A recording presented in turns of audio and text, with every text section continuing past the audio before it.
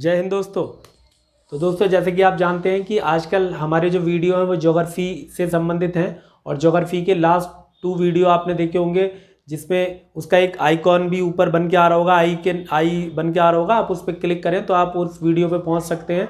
उसके बाद फिर एक आई का बटन बन के आ रहा होगा, उस पर क्लिक करें तो आप 2 वीडियो को आप देख सकते हैं। पहला वीडियो हमारा खगोल विज्ञान का था जिसमें हमने ब्रह्मांड की उत्पत्ति, आकाशगंगाएं और आकाशगंगा के बारे में और ग्रहों के बारे में बात की थी। और फिर दूसरे वीडियो में हमने पृथ्वी की आंतरिक संरचना के बारे में बात की थी।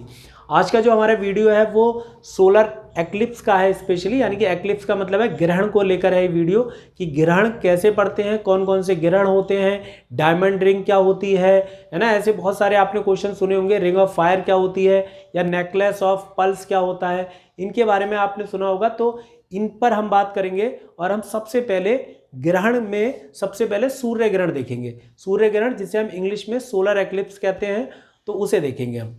तो चलिए दोस्तों शुरू करते हैं आज का ये टॉपिक जिसका नाम है एक्लिप्स यानी कि ग्रहण। तो दोस्तों शुरू करते हैं आज का टॉपिक जिसका नाम है एक्लिप्स। एक्लिप्स का यहाँ मतलब क्या है, तो आप कहेंगे ग्रहण।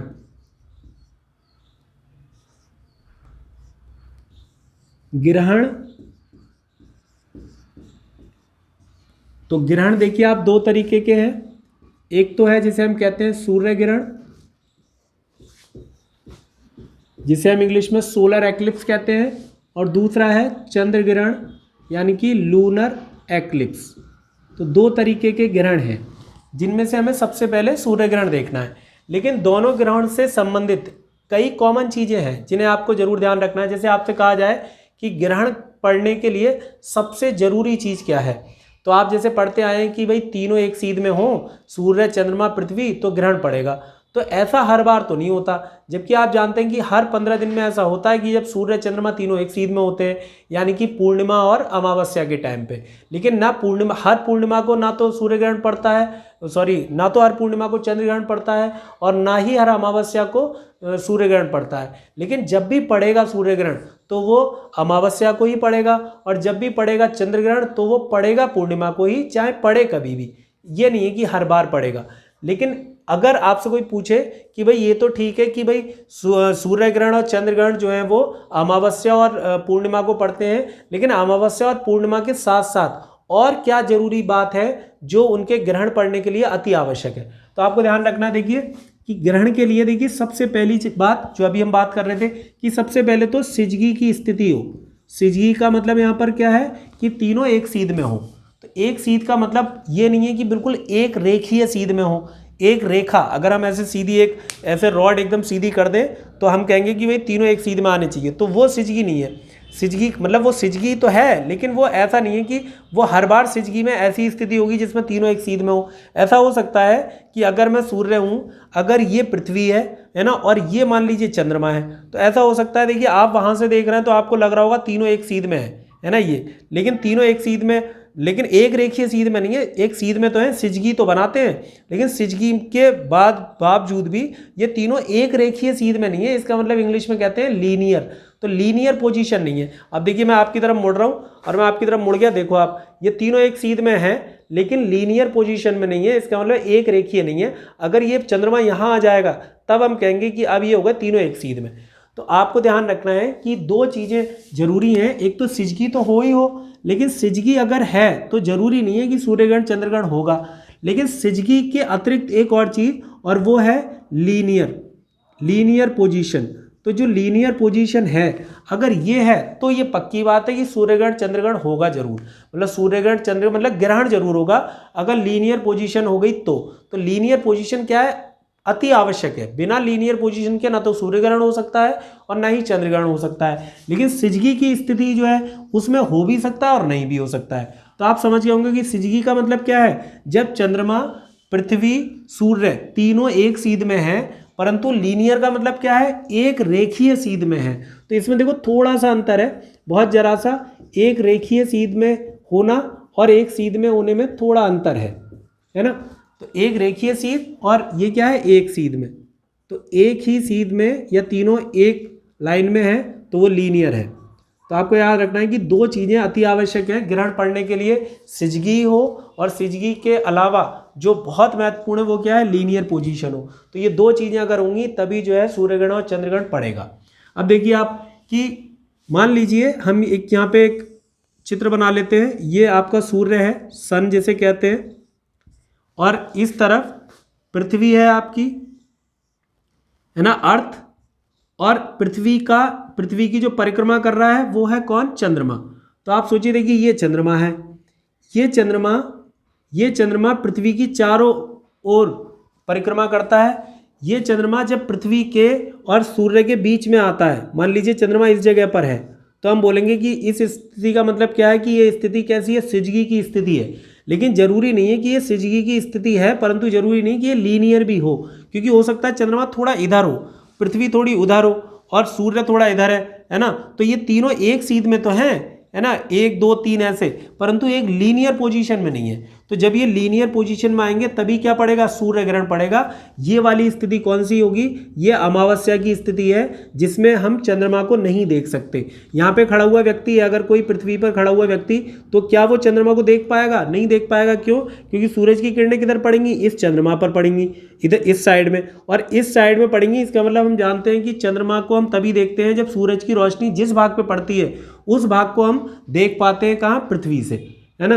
तो इसका मतलब इधर वाले हिस्से में सूरज की किरणें पड़ेंगी, इधर वाले हिस्से में, तो इधर वाला हिस्सा तो अंधकार में है, तो नहीं दिखेगा, इसीलिए क्या कहते हैं हम, अमावस्या का टाइम है ये। लेकिन देखो जब चंद्रमा इस जगह पर है, यहाँ पर है, तो अब आप मन में ऐसा रख के देखें, आप ऐसे सोच के देखें कि आपका जो चंद्रमा है वो किस जगह है। देखो जैसे ये मैं सूर्य हूँ, ये चंद्रमा है, इस जगह पे चंद्रमा है और ये पृथ्वी है। तो चंद्रमा देखो यहाँ पर है और यहाँ पर सूरज की किरणें पड़ रही हैं, तो यहाँ खड़े हुए व्यक्ति को नहीं दिखाई दिया, यानी कि क्या है, अमावस्या। लेकिन अगर चंद्रमा घूम के आया यहाँ पर, इस जगह आ गया, है ना, 15 दिन में, 14 साढ़े 14 दिन में यहाँ पे आ गया, अब यहाँ पर आप देखो सूरज की किरणें पड़ रही हैं चंद्रमा पर, जो व्यक्ति यहाँ खड़ा है पृथ्वी पर, उसे साफ साफ चंद्रमा दिखाई देगा, और वो क्या होगा, फुल मून होगा, यानी कि पूरा चंद्रमा दिखाई देगा, पूर्णिमा का टाइम होगा। तो तीनों एक सीध में है, यानी कि सिजगी तो है, लेकिन एक रेखीय नहीं है, यानी कि रेखीय का मतलब यहाँ नहीं है। अगर इस जगह आ जाएगा चंद्रमा तो क्या हो जाएगा, तो पूर्णिमा होगी, लेकिन साथ ही साथ चंद्रग्रहण पड़ जाएगा। लेकिन यहाँ पर है तो पूर्णिमा तो है लेकिन चंद्रग्रहण नहीं पड़ा है ना। इस बात को समझना है आपको कि तीनों एक सीध में और एक रेखीय सीध में होने का मतलब क्या है। तो देखिए ये स्थिति कैसी है, अभी ये मान के चलो जो मैंने ये स्थिति बताई है कि ये पृथ्वी, मैं सूर्य और ये चंद्रमा, ये वाली स्थिति है, मतलब ये यहाँ पर है, ये यहाँ पर है और मैं यहाँ पे हूँ, तो तीनों सिजगी में तो है लेकिन लीनियर पोजीशन में नहीं है। तो इस स्थिति में, और अगर चंद्रमा यहाँ पर है इस स्थिति में, तो ये स्थिति कैसी, सिजगी की कंडीशन है।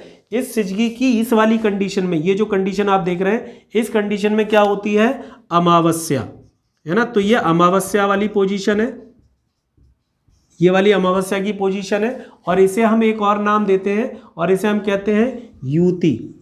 इसे हम क्या बोलते हैं, युति।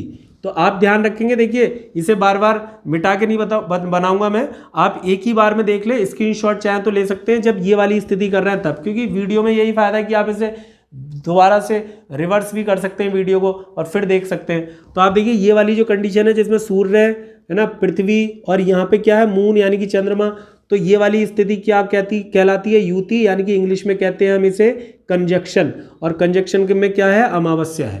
तो अमावस्या की ये स्थिति है, ठीक है। अभी सूर्यग्रहण चंद्रग्रहण नहीं पड़ रहा है, अभी सिर्फ अमावस्या देख रहे हैं। उसके बाद देखिए फिर चंद्रमा यहाँ से गति करते हुए, परिक्रमा करते हुए पहुँचेगा कहाँ तक, यहाँ तक, इस जगह तक। तो यहाँ तक पहुँचने का मतलब क्या है कि यहाँ से लेकर और यहाँ तक, जब देखो चंद्रमा यहाँ पे होगा तब सूरज की किरणें पड़ेंगी इस पे, तो हमें चंद्रमा का थोड़ा सा भाग दिखाई देता है। मतलब आप देखते हैं ना कि चंद्रमा पहले जब निकलेगा तो छोटा सा होगा, फिर अगले दिन थोड़ा और बड़ा होगा, फिर उससे अगले दिन और बड़ा होगा, और फिर अंततः वो पूरा चांद दिखता है हमें।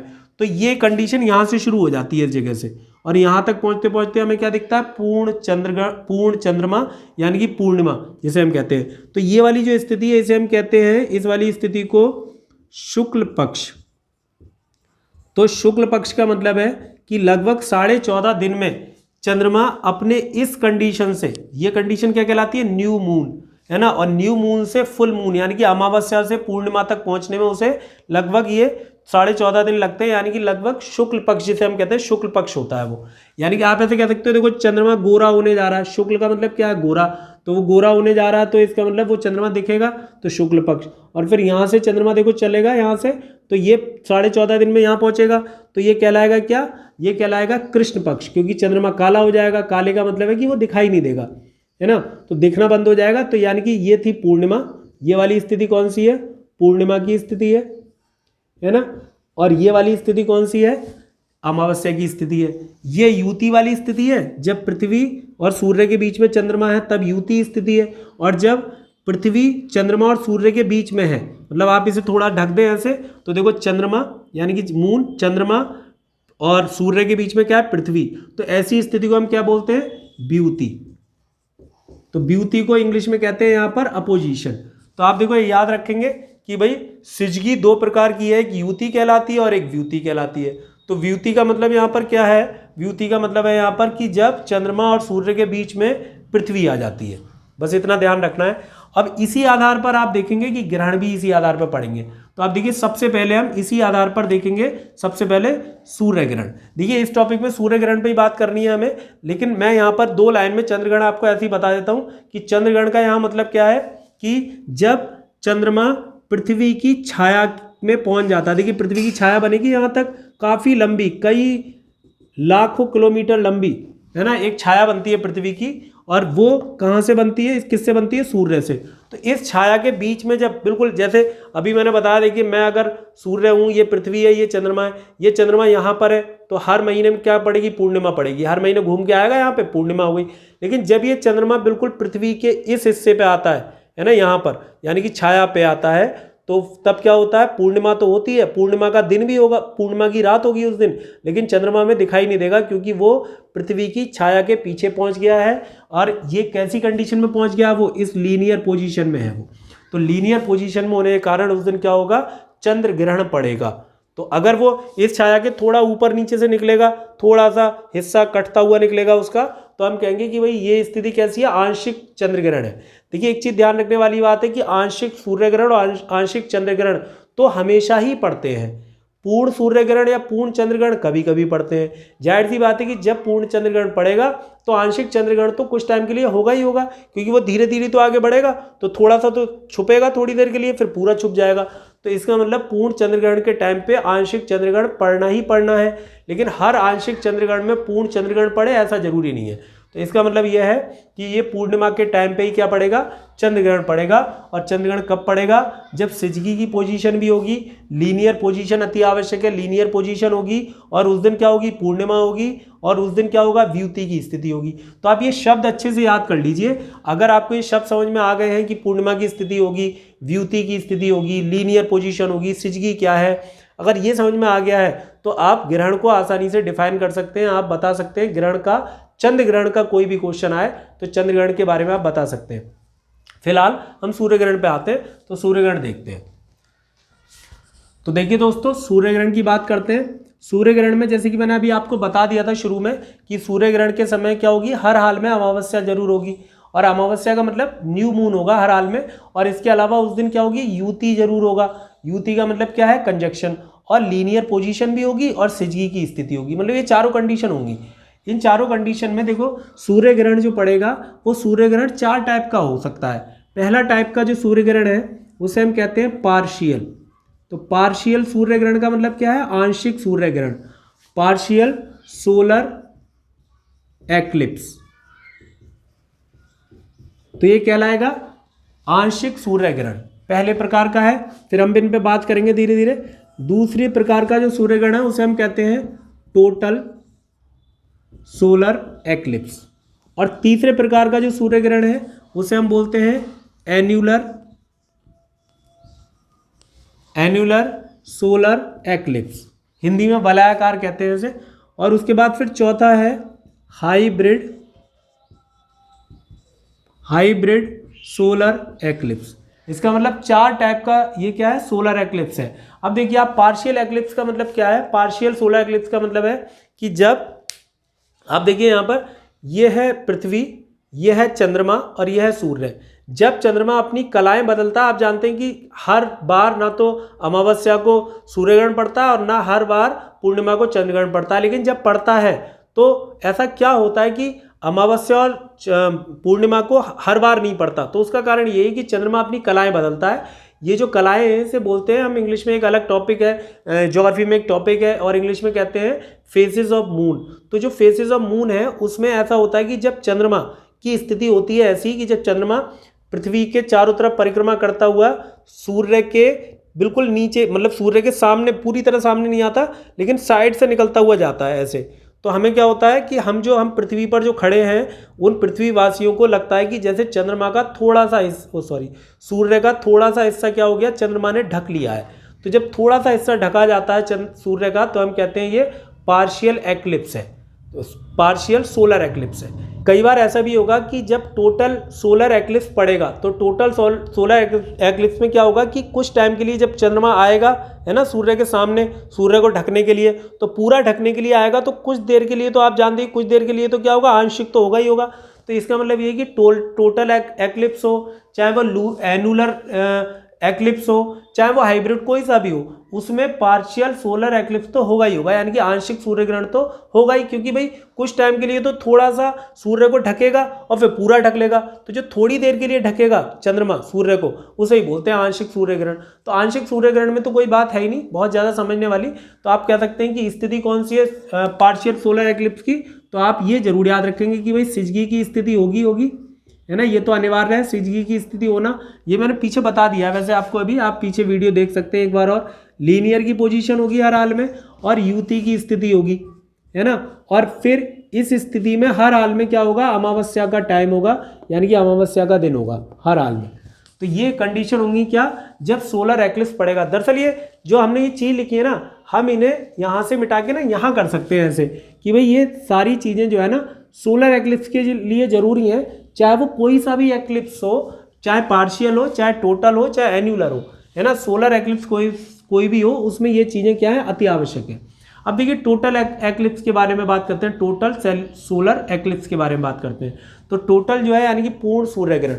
तो देखिए पूर्ण सूर्य ग्रहण क्या होगा कि पूर्ण सूर्य ग्रहण में चंद्रमा सूर्य को पूरी तरह ढक लेता है, और पूरी तरह ढकने का मतलब होता है कि आपको ऐसे सूर्य जो होगा ना, ये सूर्य जो है आपको सूर्य का बस बाहरी हिस्सा थोड़ा थोड़ा दिखाई देगा, जरा सा। मतलब आप ऐसे कह सकते हो कि चंद्रमा सूर्य को इतना ढक लेता है जितना मैंने ये दूसरा राउंड बना रहा हूँ, इस राउंड के बाहर वाला जो दिख रहा है ना उतना दिखता है, बस इतना है ना, इतनी चमक करता है। आप एक बार चित्र भी देख सकते हैं उसमें, स्क्रीन पे हमने जो दिया है, स्क्रीन पे एक चित्र है, रेडीमेड चित्र है, उसमें भी देख सकते हैं कि इस तरह का सूर्य दिखता है आपको जब टोटल सोलर एक्लिप्स होता है। और ऐसी स्थिति में ऐसा लगता है जैसे कोई रिंग है, जैसे आप ये रिंग देख सकते हैं, इस रिंग में वो ऐसा दिखाई देगा, बीच में क्या होगा, बीच में दिखाई देगा आपको बिल्कुल अंधकार है ना बीच में, और साइड वाली जो है चमकीली वो दिखाई देगी, जैसे सूरज चमकता है तो उसका चमकीला हिस्सा दिखाई देगा, तो लगेगा जैसे कोई रिंग है। इसलिए इस स्थिति को क्या बोलते हैं, मतलब आप ऐसे कह सकते हो इस तरीके का हो जाता है वो, ऐसा देखो इस तरह का। तो बीच में क्या है, चंद्रमा ने ढक लिया है और आसपास क्या बन गई है, वो रिंग बन गई है। तो इसलिए ऐसे समय को हम कहते हैं डायमंड रिंग। तो आपसे क्वेश्चन होगा कि डायमंड रिंग निम्न में से किस प्रकार के सोलर एक्लिप्स के समय दिखाई देती है, तो आप कहेंगे डायमंड रिंग बनती है कब, जब टोटल सोलर एक्लिप्स होता है ना, ये डायमंड रिंग वाला इसका टाइम है। अब देखना ध्यान से कि आपको एन्यूलर में भी यही बात बताई जाएगी, एन्यूलर में भी यही होगा कि एन्यूलर जो सोलर एक्लिप्स है उसमें भी ऐसे ही होता है, बस उसमें ये होता है कि जो चंद्रमा होता है वो चंद्रमा पृथ्वी से थोड़ा दूर होता है ज़्यादा। आप सोचिए जैसे ये मैं सूर्य हूँ, ये पृथ्वी है, अब ये चंद्रमा है, ये आप इसे देखो यहाँ पे कि ये चंद्रमा है। अगर चंद्रमा इस जगह से निकले, ये पृथ्वी है ना, हाँ मैं सूर्य हूँ, ये चंद्रमा है, ये पृथ्वी है। आप सोचिए कि अगर ये चंद्रमा पृथ्वी के बिल्कुल पास से गुजरे तो आपको नहीं लगता कि जो व्यक्ति यहाँ पे खड़ा हुआ है उस व्यक्ति को सूर्य बिल्कुल दिखाई नहीं देगा, यानी कि बिल्कुल ढक लेगा। इसका मतलब ये है कि ये वो कंडीशन है जब चंद्रमा पृथ्वी के नज़दीक से होकर गुजरता है। और साथ ही साथ क्या होता है, उस दिन अमावस्या भी होती है और इसके अलावा लीनियर पोजीशन भी होती है और सिजगी की स्थिति भी होती है। तो ऐसी स्थिति में क्या पड़ेगा, टोटल सोलर एक्लिप्स, जिसमें चंद्रमा सूर्य को पूरी तरह ढकता हुआ दिखाई देगा, क्योंकि जो व्यक्ति पृथ्वी पर खड़ा हुआ है उसे सूर्य बहुत ना के बराबर बाहरी हिस्सा उसका दिखाई देगा, बस खाली ये वाला हिस्सा जो हमने लास्ट का बनाया है ये वाला हिस्सा, इसीलिए डायमंड रिंग बनती है। लेकिन आप सोचिए कि जब चंद्रमा पृथ्वी से दूर से गुजरता, मान लो यहाँ पर है, इस जगह पे चंद्रमा है, इतनी दूर है, तो वो जो यहाँ पे खड़ा हुआ है पृथ्वी पर जो व्यक्ति, वो व्यक्ति अब चंद्रमा को मतलब सूर्य को देख सकता है ज़्यादा, मतलब चंद्रमा ना सूर्य को बहुत ज़्यादा नहीं ढक पाता, मतलब ऐसा लगेगा जैसे बीच का हिस्सा काला हो गया किसका, सूर्य का। तो ऐसी स्थिति को जो होता है वो होता है एन्यूलर, है ना। एन्यूलर का मतलब है वलयाकार, वलयाकार मतलब लगता है जैसे पाइप पड़ा हुआ है बीच में से, आप ऐसे कह सकते हैं। देखो एन्यूलर में क्या होता है, इस तरह का बनेगा एन्यूलर में, जैसे ये सूर्य हो मान लो, है ना, ये सूर्य है, इस सूर्य में चंद्रमा बस इतना ढक पाए, है ना, किसे, सूर्य को, यानी कि ज्यादा हिस्सा दिखेगा किसका, है ना, सूर्य का। तो जब सूर्य का ज्यादा हिस्सा दिखता है तो उसे क्या बोलेंगे हम, उसे बोलेंगे एन्यूलर। और ऐसी स्थिति कब होगी, जब चंद्रमा पृथ्वी से अधिक दूर होगा, और जब चंद्रमा पृथ्वी के बिल्कुल पास से होकर गुजरेगा, है ना, और ये वाली कंडीशन भी हो, और चंद्रमा पृथ्वी के बिल्कुल नजदीक से होकर गुजरे, तो क्या बोलेंगे हम कि ये हो गया क्या, टोटल सोलर एक्लिप्स। आप देखो इसे ज्योग्राफिकल भाषा में इसे बोलेंगे कि जब पेरी जी की कंडीशन होगी, तो पेरी जी की कंडीशन में, पेरी जी की स्थिति का मतलब आप जानते हैं, पेरी जी की स्थिति का मतलब होता है जब चंद्रमा पृथ्वी के नजदीक होता है, सर्वाधिक नजदीक होता है तो उसे पेरिजी कहते हैं, और जब चंद्रमा पृथ्वी से सर्वाधिक दूर होता है तो उसे एपोजी कहते हैं। और ये वाली कंडीशन में क्या होगा, ये वाली जो कंडीशन हमने बनाई यानी कि एन्यूलर वाली जो बनाई है, इसमें क्या होगा, एपोजी। तो अब मैं दोबारा देखो बोल रहा हूँ आपको फिर से, इनमें अंतर कर लीजिए आप अच्छे से कि भाई पार्शियल सोलर एक्लिप्स में तो कोई बात ही नहीं है, वो तो अमावस्या को होता है, थोड़ा सा सूरज ढकेगा, सूरज को ढकेगा कौन, चंद्रमा, तो क्या बन जाएगा, आंशिक सूर्य ग्रहण। लेकिन जो टोटल पूर्ण सूर्य ग्रहण है और वलयाकार या एन्यूलर सोलर एक्लिप्स है, ये कंडीशन आप जरूर याद रखें कि टोटल सोलर एक्लिप्स तब होगा जब पेरी जी की स्थिति होगी, यानी कि चंद्रमा पृथ्वी के सर्वाधिक नजदीक होगा, और ये तीनों कंडीशन लागू होंगी, है ना, ये सारी चारों कंडीशन लागू होंगी तब, ठीक है। फिर ऐसी एन्यूलर सोलर एक्लिप्स कब होगा, जब एपोजी की स्थिति होगी, और एन्यूलर सोलर एक्लिप्स में एपोजी की स्थिति और ये चारों कंडीशन। तो ये ध्यान रखेंगे जब क्वेश्चन आएगा आपके सामने, तो आपको क्वेश्चन में यही देखना है कि भाई ये कौन सी कंडीशन में किस प्रकार का सूर्य ग्रहण पड़ रहा है ना। और आप थोड़ा सा जैसे मैं बोल रहा हूँ वैसे अगर आप समझने की कोशिश करेंगे तो आसानी से हो जाएगा। देखो एक बार और मैं लास्ट बता रहा हूँ, देखो ये पृथ्वी है, ये चंद्रमा है, मैं सूर्य हूँ, कि अगर ये चंद्रमा ऐसे गुजर रहा है ना पृथ्वी के चारों तरफ से, और ये चंद्रमा पृथ्वी के नज़दीक से गुजरा, तो ये नज़दीक का मतलब क्या हो गया, पेरिजी, और पेरिजी का मतलब क्या हो गया कि ये बिल्कुल करीब है चंद्रमा पृथ्वी के। ऐसी स्थिति में पड़ेगा कौन सा, टोटल सोलर एक्लिप्स, यानी कि डायमंड रिंग बनेगी। और जब चंद्रमा अगली बार मतलब अगले साल, 2 साल, 3 साल बाद फिर एक ऐसी स्थिति आ सकती है जब चंद्रमा पृथ्वी के दूर से गुजरेगा, और स्थिति क्या बनाएगा उस दिन, अमावस्या की। तो ऐसी स्थिति में और लीनियर पोजीशन भी होगी, तो ऐसी स्थिति जो होगी वो क्या होगी, वो सूर्य को होगा, ढकेगा तो सूर्य को चंद्रमा, और बीच में भी पहुंच जाएगा बिल्कुल, लेकिन फिर भी जो व्यक्ति यहाँ खड़ा है उसे सूर्य ज़्यादा दिखाई देगा, यानी कि उसका ज़्यादा हिस्सा दिखाई देगा, बस हल्का सा लगेगा कि बीच में चंद्रमा ने क्या कर लिया, सूर्य के बीच में से क्या कर लिया, अंधेरा कर दिया बीच में, तो उसे बोलेंगे हम क्या, ये एन्यूलर सोलर एक्लिप्स। तो एपोजी और पेरिजी, पेरिजी में टोटल और एपोजी में एन्यूलर, इतना करना है। लास्ट में आते हैं हम हाइब्रिड पे। उम्मीद है कि आपको ये समझ में आ गया होगा। हाइब्रिड पे देखो आप, हाइब्रिड सोलर एक्लिप्स का यहाँ मतलब ये है कि जब ये एन्यूलर और टोटल सोलर एक्लिप्स होते हैं तो ऐसा तो नहीं है कि पूरे वर्ल्ड के लोग इसे देख पाएं, है ना, कुछ विशेष स्थानों पर ये दिखाई देता है। जैसे उदाहरण के तौर पर अभी जो सोलर एक्लिप्स पड़ा था, जून में पड़ा था एक सोलर एक्लिप्स, हमारे यहाँ जून में 21 जून 2020 को पड़ा था एक एन्यूलर सोलर एक्लिप्स था, उसका नाम मतलब टोटल नहीं था, वो एन्यूलर था। और उसके बाद फिर बाद में 14 दिसंबर 2020 को एक सोलर एक्लिप्स पड़ा जिसे हम कहते हैं टोटल सोलर एक्लिप्स। तो ये इस प्रकार के सोलर एक्लिप्स थे कि भारत में राजस्थान, हरियाणा और उत्तराखंड, यानी कि ऐसे आप देखेंगे ना, अगर नक्शे में देखेंगे तो भाई राजस्थान पड़ता है, राजस्थान, फिर उसके बाद हरियाणा पड़ता है, फिर उत्तराखंड पड़ता है, ऐसे। तो इन तीनों राज्यों के लोगों को ये सोलर एक्लिप्स दिखाई दिए थे, एन्यूलर वाला भी और टोटल वाला भी। तो एन्यूलर सोलर एक्लिप्स की अगर हम बात करें तो इन 3 राज्यों में दिखाई दिए, और कितने एरिया में, 50 किलोमीटर की एक पट्टी थी, उस 50 किलोमीटर के एरिया में दिखाई दिए। तो आप 50 किलोमीटर के एरिया में जो सोलर एक्लिप्स दिखाई दिया वो तो क्या कहलाया, टोटल और एन्यूलर।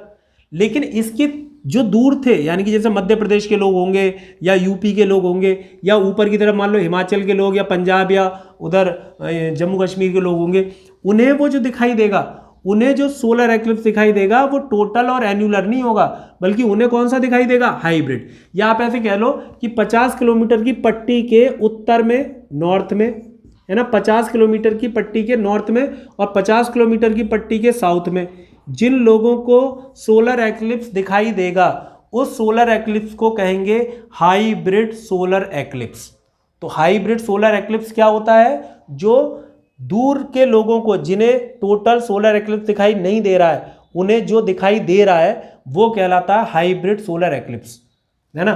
तो आप देखो स्क्रीन पे भी आपके लिख के आ रहा होगा, स्क्रीन पे देखें आप ध्यान से कि हाइब्रिड सोलर एक्लिप्स को हम कैसे डिफाइन कर सकते हैं। हम ऐसे बोल सकते हैं, देखो एक उदाहरण दे रहे हैं हम कि 21 जून 2020 को राजस्थान, हरियाणा, उत्तराखंड के जो लोग थे उन्हें 30 सेकंड तक, 50 किलोमीटर के एरिया में जो लोग थे उन्हें 30 सेकंड तक जो एक्लिप्स दिखाई दिया उसका नाम था एन्युलर सोलर एक्लिप्स, है ना। एपोजी की कंडीशन थी इसलिए एन्युलर सोलर एक्लिप्स बना, अगर पेरिजी की होती तो टोटल बन जाता। तो ऐसी स्थिति में नहीं ये दिखाई दिया क्या, एन्युलर सोलर एक्लिप्स कितना, 30 सेकंड के लिए, और कहां पर, 50 किलोमीटर के एरिया में। लेकिन इसके उत्तर और दक्षिण में जो लोग थे, है ना, अन्य स्थानों पर, उन्हें 3.5 घंटे तक लगभग सोलर एक्लिप्स दिखाई दिया, लेकिन वो सोलर एक्लिप्स उन्हें एन्युलर रूप में दिखाई नहीं दिया होगा, उन्हें जो दिखाई दिया उसे कहा गया क्या, उन लोगों को क्या कहना था, उन लोगों ने कहा कि भाई हमें कौन सा सोलर एक्लिप्स दिखाई दिया, तो उनसे जब पूछा होगा तो वो कहेंगे कि हमें हाइब्रिड दिखाई दिया। तो हाइब्रिड सोलर एक्लिप्स क्या है, जो एन्युलर के टाइम में ही पड़ रहा है, लेकिन वो वहां दिखाई दे रहा है जहां पर एन्युलर दिखाई नहीं दे रहा है ना। इस बात को समझने की कोशिश, देखो थोड़ा सा मुझे लगता है कि मुझे भी पहली बार जब मैं पढ़ता हूं तो मुझे जब कठिन लगती है तो मैं सोचता हूं कि बच्चों को भी शायद वैसी लग रही हो। तो समझ में आ गया हो तो आप कमेंट बॉक्स में लिख के बताएं, अगर नहीं आया तो एक बार और देख सकते हैं कि भाई कि ये जो एरिया है ना, राजस्थान, हरियाणा, उत्तराखंड के 50 किलोमीटर की जो पट्टी है, इसमें कौन सा सोलर एक्लिप्स दिखाई दिया, तो आप कहेंगे एन्युलर, है ना, एन्युलर। और इसके उत्तर और दक्षिण में रहने वाले लोगों को उसी टाइम पे वही जो सोलर एक्लिप्स दिखाई दे रहा था वो एन्युलर ना होके वो जो उन्हें दिखाई दे रहा था उसे क्या कहा जाएगा, तो उसे कहा जाएगा हाइब्रिड सोलर एक्लिप्स। तो बस इतनी बात थी। 4 प्रकार की एक्लिप्स हैं, सोलर एक्लिप्स हैं 4 प्रकार के। उम्मीद है कि आपको ये बात समझ में आ गई होगी। कुछ फैक्ट हैं वो आपको जरूर ध्यान रखते हैं। आप स्क्रीन पे देखिए, आपके लिख के आ रहे होंगे, जैसे कि एक वर्ष में कुल अधिकतम 7 ग्रहण हो सकते हैं। इनमें से अगर 4 या 5 सूर्य ग्रहण हैं अधिकतम, तो फिर 2 या 3 क्या पड़ेंगे, चंद्र ग्रहण पड़ेंगे। इसी प्रकार से 100 वर्ष में औसतन 238 सूर्य ग्रहण हो सकते हैं। इसी प्रकार से एक वर्ष में, तो मैंने आपको बता दिया, एक वर्ष में तो 7 ग्रहण हो सकते हैं। इसी प्रकार से अगर आपसे कोई पूछे कि भाई एक ही स्थान पर, मान लो आज मैं किसी दिल्ली में किसी स्थान पर खड़ा हूं, तो अगर मान लो दिल्ली में किसी एक स्थान पर सूर्य ग्रहण अगर आज दिखाई दिया, तो उसी बिल्कुल उसी पर्टिकुलर स्थान पर, यानी कि उसी देशांतर पर जो सूर्य या देश या अक्षांश पर जो सूर्य ग्रहण दिखाई देगा वो 360 वर्षों बाद दिखाई देगा। तो एक ही स्थान पर पूर्ण सूर्य ग्रहण 360 साल बाद दिखाई देगा, है ना। इसी तरीके से और भी बहुत सारे छोटे छोटे फैक्ट हैं, जैसे सूर्य ग्रहण की छाया की दिशा क्या होती है, तो आप कहेंगे पश्चिम से पूरब की तरफ चलता है ना। इसी तरीके से देखो इस साल 2021 में जो सूर्य ग्रहण पड़ने हैं, इस बार 2 सूर्य ग्रहण होने की संभावना है। 2 सूर्य ग्रहण होंगे इस बार और 2 चंद्र ग्रहण होंगे। पहला सूर्य ग्रहण जो होगा वो जून के महीने में होगा, इस बार शायद 10 जून के आसपास होगा, और जो अगला सूर्य ग्रहण होगा वो दिसंबर के महीने में होगा, है ना। जो 2020 में सूर्य ग्रहण पड़े थे वो भी इसी तरीके से थे कि 21 जून को पहला सूर्य ग्रहण पड़ा था और उसके बाद फिर अगला सूर्य ग्रहण 14 दिसंबर 2020 को पड़ा था। तो आपको ये फैक्ट कुछ जो है वो ध्यान रखने हैं। उम्मीद है दोस्तों कि आपको ये टॉपिक समझ में आया होगा। केवल सूर्य ग्रहण की बात की हमने, छोटा सा टॉपिक था हमारा, ज़्यादा बड़ा नहीं है। छोटे छोटे टॉपिक होते हैं तो आपका जो टाइम, बहुत कीमती टाइम है ना, बहुत बिजी लोग हैं वैसे भी जो स्टूडेंट हैं, तो उनका जो विजिट शेड्यूल है उसमें से आपने जो 15-20 मिनट जो दिए हैं उससे कम से कम आपको इतना फ़ायदा होगा कि आपको सूर्य ग्रहण क्लियर होगा। और ये, हाँ, एक और छोटी सी बात जो मुझे अभी याद आई कि ये जो डायमंड रिंग वाली स्थिति है ना, ये क्वेश्चन आया हुआ है पहले कि डायमंड रिंग किस प्रकार के सोलर एक्लिप्स का उदाहरण है, तो आप टोटल बोलेंगे। वैसे एन्युलर में भी आप लिख लो जरूर कि एन्युलर में भी एक रिंग बनती है और उस रिंग को हम कहते हैं रिंग ऑफ फायर। तो इसे रिंग ऑफ फायर कहा जाता है। रिंग ऑफ फायर कहा जाता है ना, रिंग ऑफ फायर। और इसके अलावा इसे एक और एन्यूलर सोलर एक्लिप्स में एक और चीज़ है जिसे हम कहते हैं नेकलेस ऑफ पल्स, यानी कि नेकलेस ऑफ पल्स का मतलब यहाँ पर क्या है, नेकलेस ऑफ पल्स, है ना। ये भी जरूर कर लीजिए आप, जिससे कि आपको थोड़ा ध्यान रहे कि नेकलेस ऑफ पल्स किस में बनता है, रिंग ऑफ फायर किस स्थिति में होती है। तो ये किस में होती है, एन्यूलर वाली स्थिति में, है ना।